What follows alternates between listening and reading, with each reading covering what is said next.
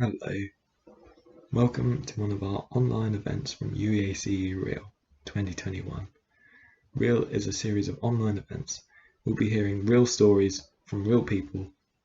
Over the course of this fortnight, we're considering how these stories fit as part of a greater story and how this ties in with the real life of Jesus and what is meant for us and for the world today.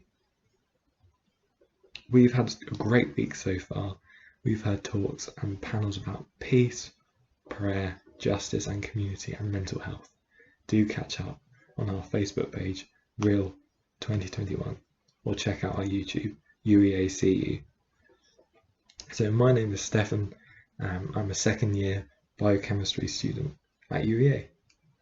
And today we're going to be looking at real relevance, titling the question, that's good for you, but what's in it for me? It might be that you have been intrigued by the talks you've heard for us so far, by the Christianity generally. You have met Christians who you like and respect, but it's their choice. And you're left wondering, what difference does that make to my life? How is Christianity relevant in today's world? Not to mention, why should I want to change my life? If that's you, you're in the right place. We've got you covered. We have two stories from our members of our CU telling us a bit more about how they came to find Christianity was relevant. Then I'll introduce you to Pete, who will be talking on real relevance. Pete is based in Leeds, but works with university Christian unions right across the country. He's very familiar with the student world. Pete will spend about 15 minutes helping us to think about this question, titling, that's good for you, but what's in it for me? But before he does, I'm going to hand you over to Rob and Ty. Firstly, to Rob. Hello, I'm Rob, second year international development student, the classic Christian course, and I just want to talk a bit about my journey with God and what faith means to me, because I wasn't always a Christian. I didn't grow up going to church. I was born in Romania, lived there until I was 7, and Romania is a very religious country. So I guess I grew up in a sort of cultural Christianity, going to church a couple of times a year, maybe talking about Jesus at Christmas time and Easter.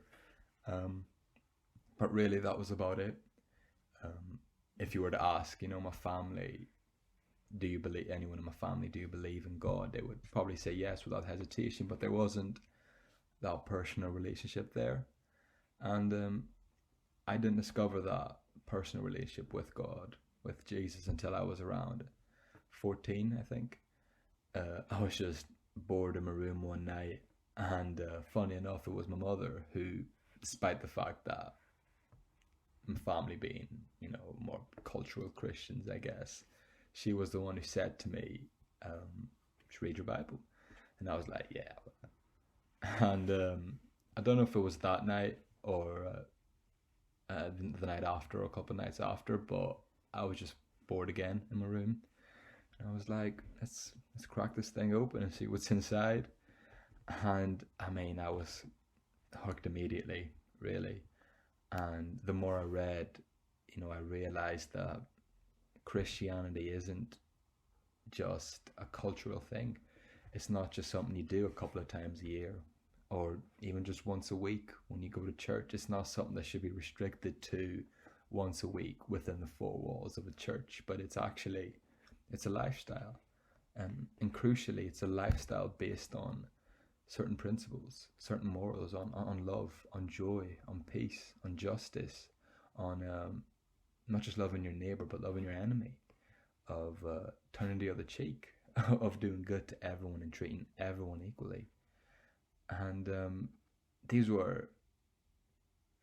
teachings that this Jesus guy was spouting were pretty revolutionary to me. And I think it's something that it's the core of Christianity, in my opinion, and it's something that's not focused on enough. I think in mainstream Christianity is these values of love, of joy, of justice, of fighting against oppression, on helping the needy, the vulnerable, those who are in need. And I think it's at the core of Christianity, and it's what Jesus did, but it's something that's not focused on enough, in my opinion. But if you would ask me what faith means to me, it's that backbone, that foundation, that base to go out and live my life to the fullest. It gives me strength and purpose to go on and do what God has called me to do while living my life, with those morals and with those principles. And I think, though I struggle a lot with it, especially not being in a church-going family, not really having any Christian friends, there was ups and downs with it, but I stuck with it, and now I can look back and say, man, I don't know where I would be if it wasn't for my faith. And I actually don't know if I would even be here if it wasn't for my faith. And I know that sounds pretty dramatic, but it's true. And it's kept me going through a lot of tough times, and it's that foundation, that base, for me to go out and live my life. And that's what faith means to me. So yeah, thank you for listening. Hey, I'm Ty. I'm a first-year drama student. I came from an atheist family. I was a massive absurdist. Basically, I believed life was a joke. My actions showed that. And before I came to Christ, I kind of valued things in life. Such as being funny. Like looking hard, hanging out with like rough people, and kind of seeking masculinity and kind of like feeling tough. And that was kind of an idol for me. But ultimately, I came to Christ when I looked around at the world and I thought, this is just so horrific. And, I've done bad things. Everyone's a liar. I saw my best friends betraying each other, and I just thought, what's the point? Why is there all this chaos?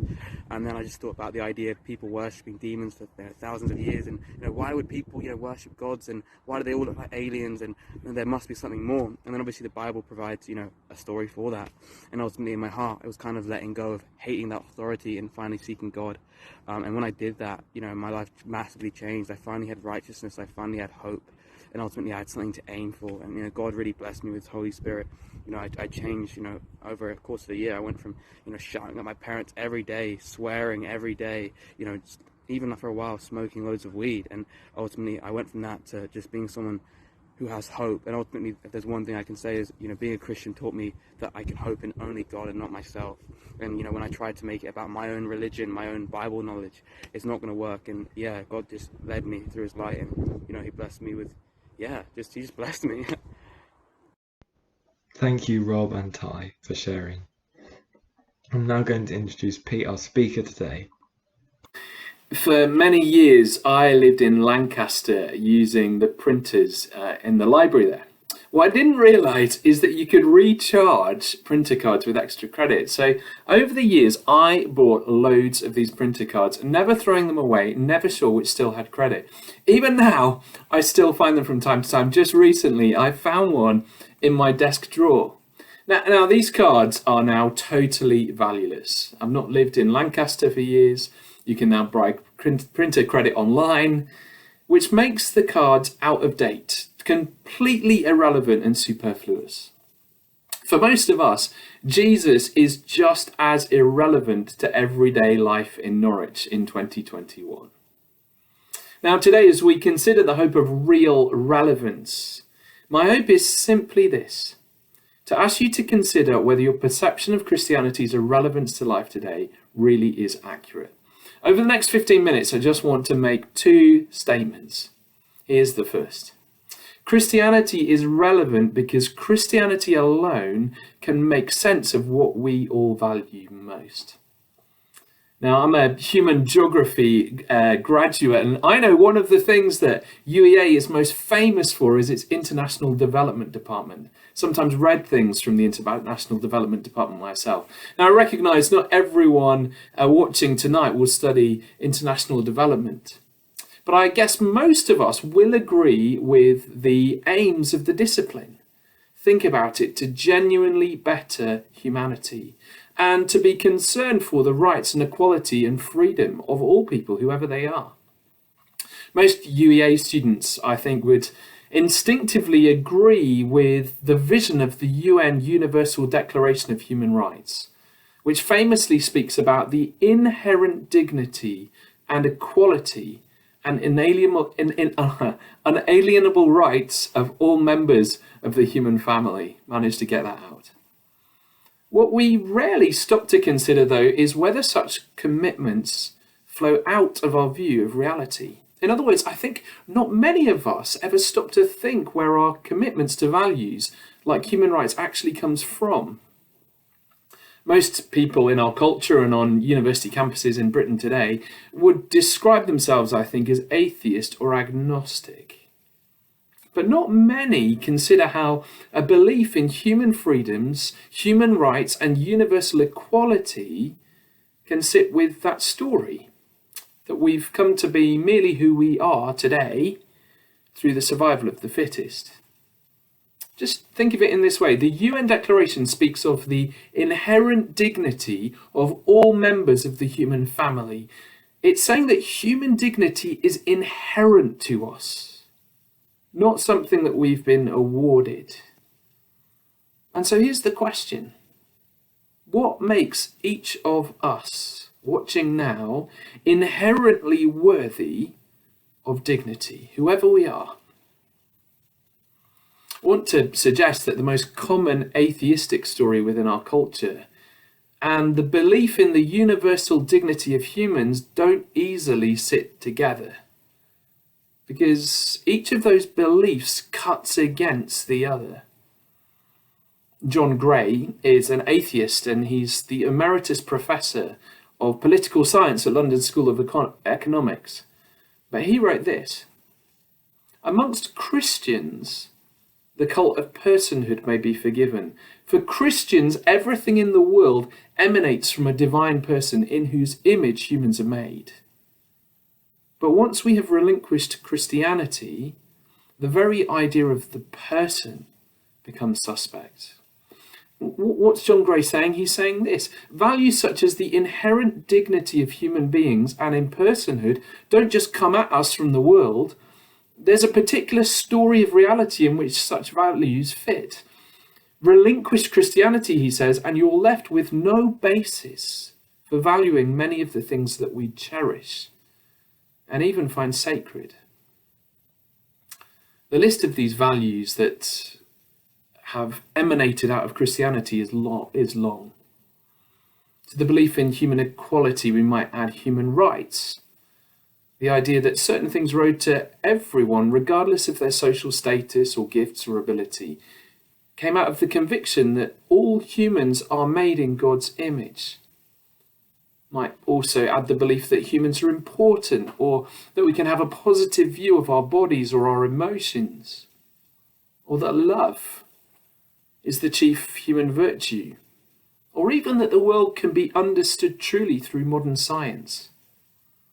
None of these ideas have simply come at us from the world. They're precious to us today, largely because of the influence of Jesus of Nazareth upon our culture. Think about the things that you care about most, the things that really stir you, things you might be willing to die for. Where did these values come from? A strong case can be made for many of them that it's because of the influence of Christianity, and particularly because of Jesus. Many students I talk to be honest, will agree with this, but they'll say, so what? Even if as a culture we no longer believe in the Christian story, why can't we just keep some of these values if we like them? In fact, that is broadly what Western society has done. We've kept the values of biblical faith whilst rejecting the story in which these values make sense and which they flowed.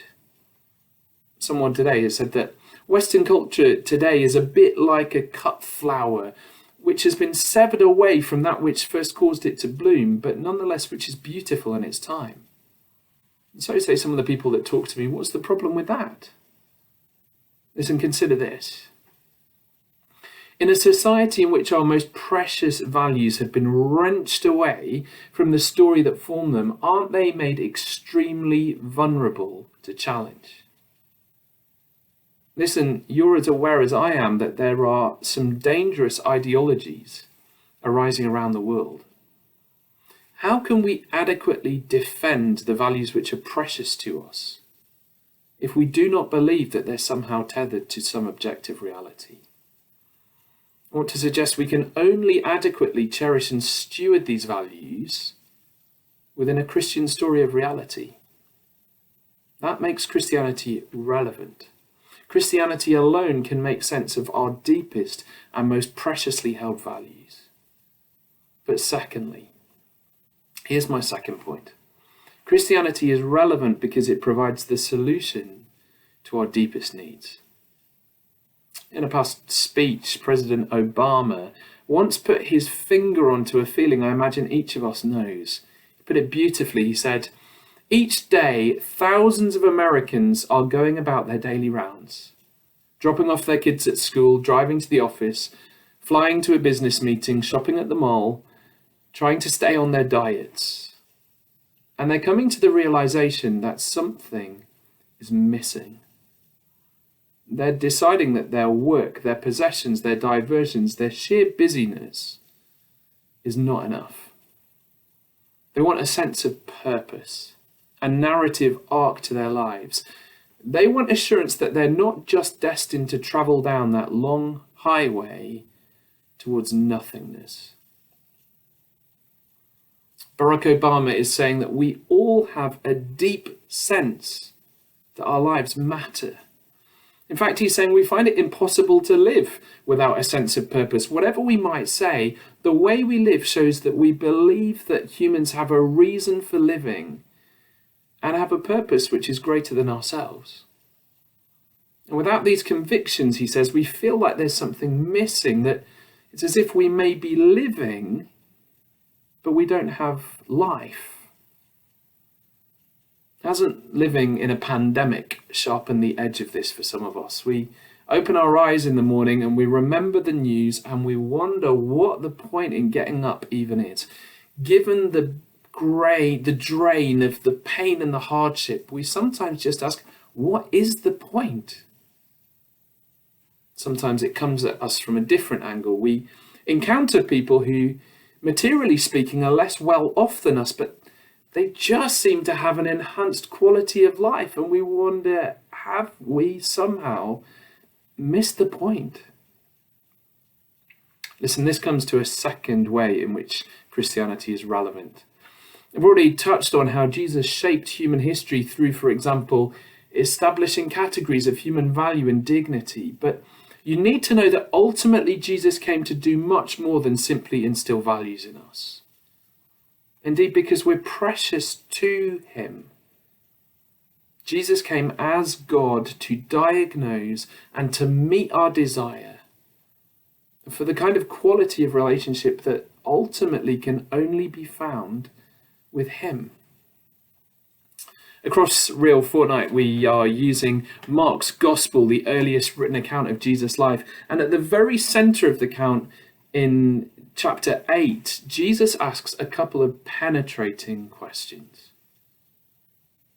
He asks, what good is it, chapter 8, verse 36, for someone to gain the whole world, yet forfeit their soul? He follows it up with this question, or what can anyone give in exchange for their soul? Now listen, soul is a misunderstood concept in our culture. We tend to think of it as the non-physical bit of our identity, like the way it's portrayed in the latest Pixar film.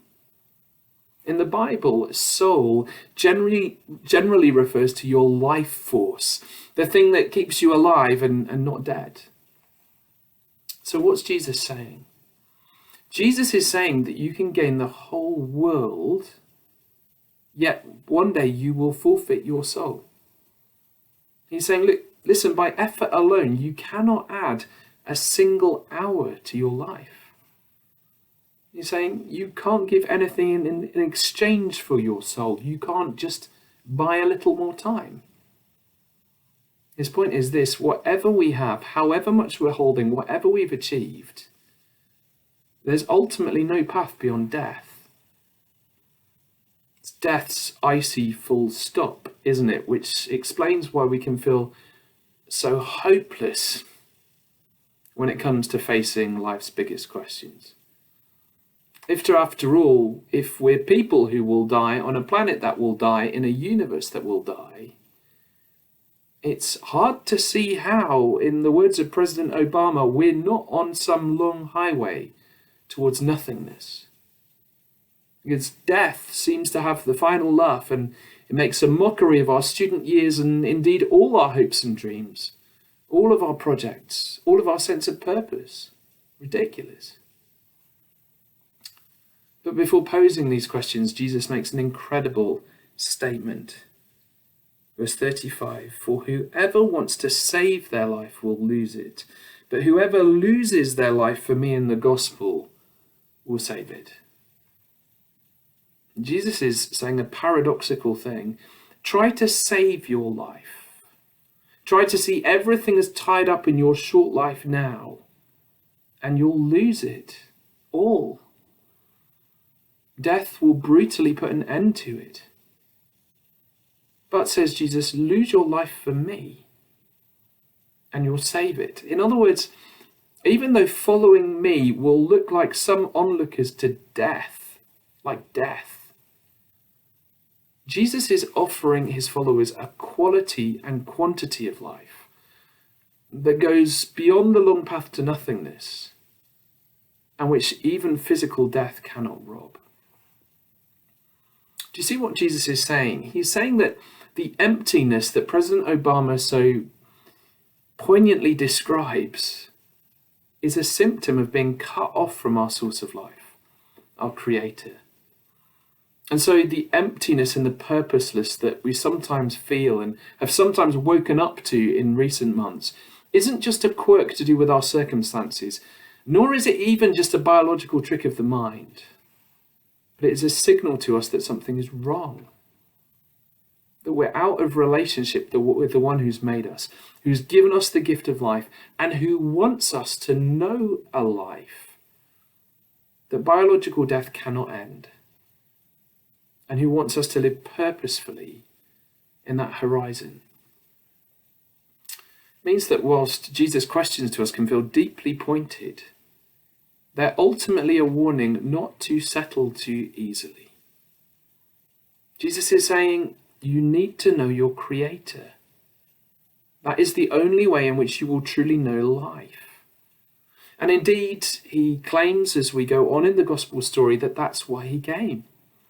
It was through his life, death, and resurrection that we can know God and we can be freed from the long highway to nothingness.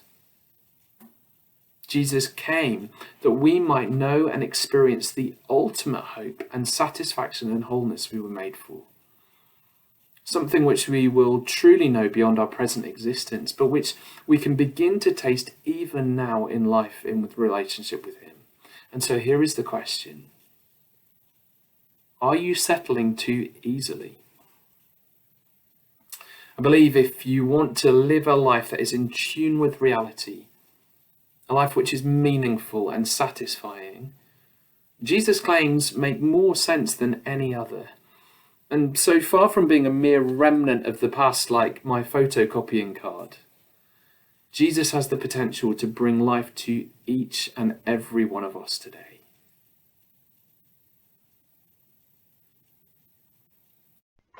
Thank you, Pete. It might be that you have questions or want to hear more about what we have available for you. If you're watching this live, there's a Google Doc just below this video. There's also a chance to ask your questions. It might be you're on a watch party with friends at the moment. You can pause and then chat this through, what questions you have.